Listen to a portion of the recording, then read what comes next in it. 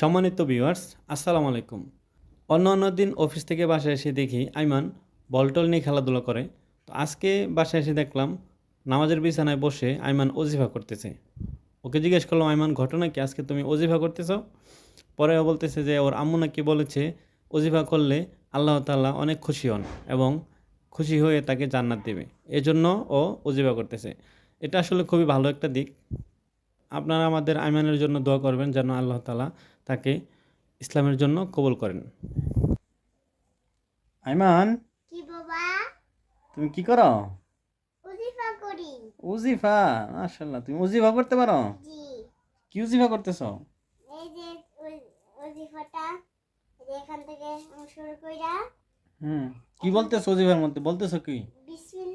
সুবহানাল্লাহ বিসমিল্লাহ সুবহানাল্লাহ বিসমিল্লাহ। আচ্ছা, আর কি বলতেছো? এনতে আমি এনতে হুম, একবারে সুবহানাল্লাহ বিসমিল্লাহ বলতেছো। হ্যাঁ, আর কি? আর আলহামদুলিল্লাহ। আর কি বলতেছো? আলহামদুলিল্লাহ। আচ্ছা, ও এখানে পড়ছি আমি। আচ্ছা, গুড, মাশাআল্লাহ, ঠিক আছে।